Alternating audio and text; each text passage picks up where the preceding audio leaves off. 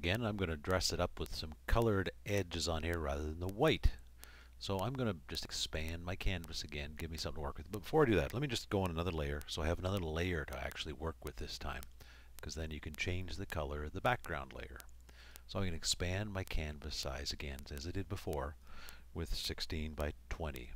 So I had this in the proportion for 1 inch added to each edge would give me, in this case, the background color.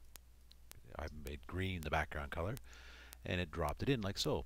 Now if you happen to create it and you say, oh, I don't really like that type of green, it doesn't have anything to it, you can pick another color. So I'll grab the eyedropper tool, and let's pick a brown part of his fur here from his ear.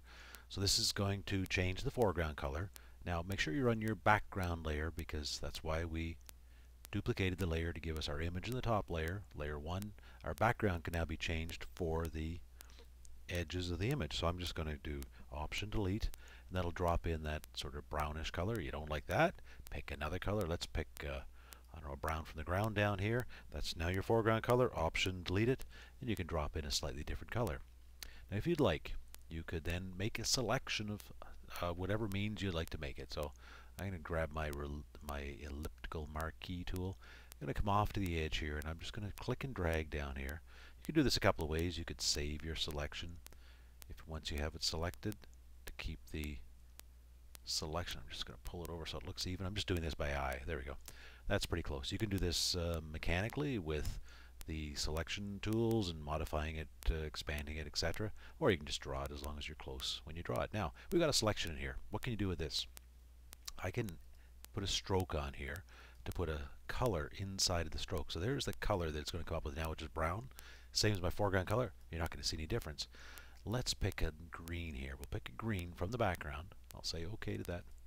And this is going to put in a 42 pixel stroke. I don't know, let's put in a 55 pixel stroke and see what it does for us. I'm going to put it on the inside. This is going to give me square corners. If you went to the outside, you get a slight bevel on your edges. But I'm going to go to the inside. Say OK. That should drop on, there we go, a little inside of the dancing ants. Let me blow it up and I'll turn the dancing ants off. There. Inside, it gives me a square corner on the inside again. So I'll turn off the dancing ants. Now if you want to reposition this, you'd have to reselect it again and do it again.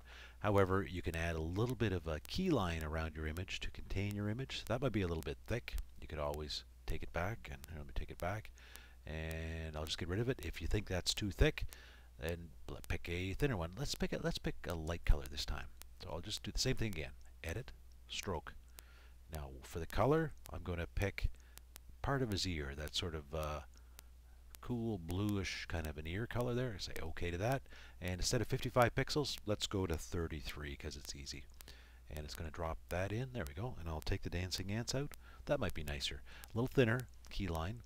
And if you don't happen to like the background again, because you've got the background layer down here, you can always change that background layer and have it come up with a different color for you. But that's an easy way to make a full 16 by 20 with a colored border and a keyline stroke for a little bit of effect.